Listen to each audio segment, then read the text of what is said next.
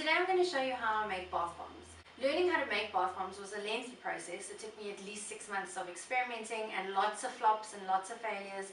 It's really hard to get the secret ingredients and recipe to make it perfect, to make them stay hard so that they don't crack.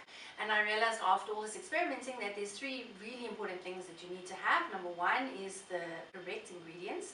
Number 2 is the correct mold, and number 3 is your technique. And once you have those 3 things sorted and you know that they work, they'll literally work every single time, no matter what things you throw into the equation, like other colorants or botanicals or even other fragrances.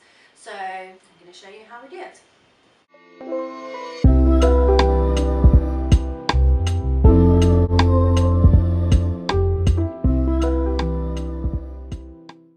First, I just want to give you a run through of what equipment you're going to need to do bath bombs.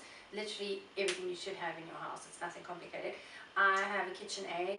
I have my granny's KitchenAid as well, which is about 70 years old, but I have a heavy duty one as well, which I use now.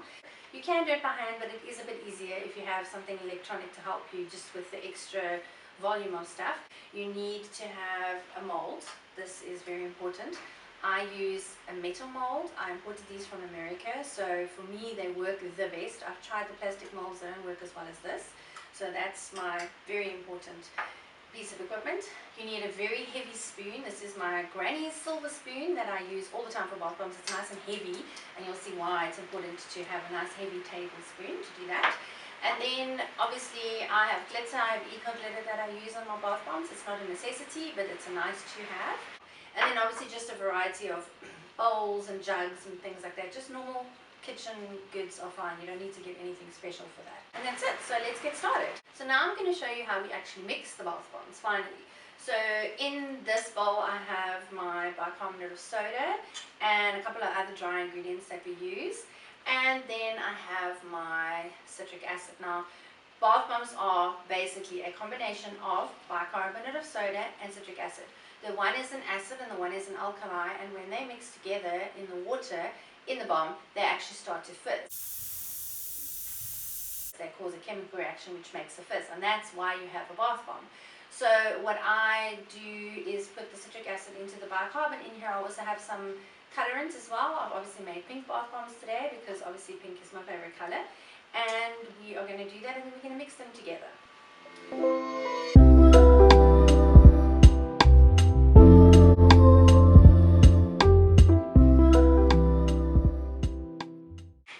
So now we've mixed all the dry ingredients together with a big mess everywhere. I just want to tell you that normally you should be wearing a mask. I have a mask from 3M which I put over my nose and my face, especially when I'm making a mess like this, because obviously you don't want to breathe all that in. And also obviously I do normally wear gloves when I do these things.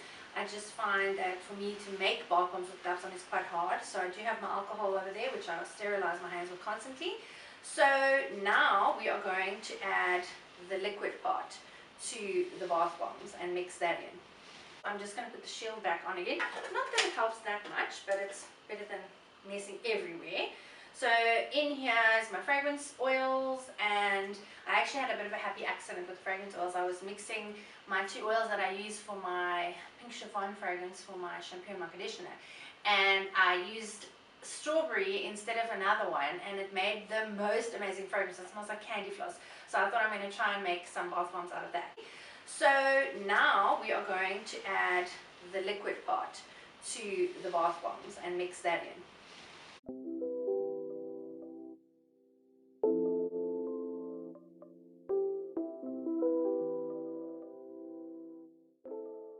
Okay, so now we've mixed it. I just need to take the sides of the bowl and mix them in a little bit to make sure that it's all mixed evenly.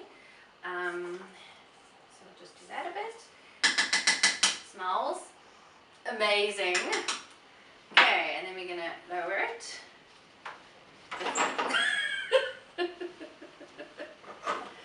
Okay, so now we are going to actually mold the bath bombs. I'm going to show you how to do that. The first thing you need to do is obviously just get all the side bits in and mix it all in a bit. Knowing the perfect consistency for when you can start making bath bombs is very important. If you do research on the internet, they'll tell you it needs to look like wet sand. In reality, that's difficult, but it's basically a case of if you can squash it in your hand and it keeps its shape like that, then you should be good to go. So you will need to learn that literally from lots of practice, lots of fails, and lots of flops probably. And also sometimes you're not sure whether that means that it's too wet or it's too dry if it's not working. And that's also something you need to experiment with, because sometimes it feels like it's too wet, but it's actually too dry. So it is difficult, but once you've mastered it, it's pretty easy and you can get them right every time. So I'm going to start with the first one. So again, like I said, I have these silver, probably aluminium, I actually don't know what they're made out of, some metal.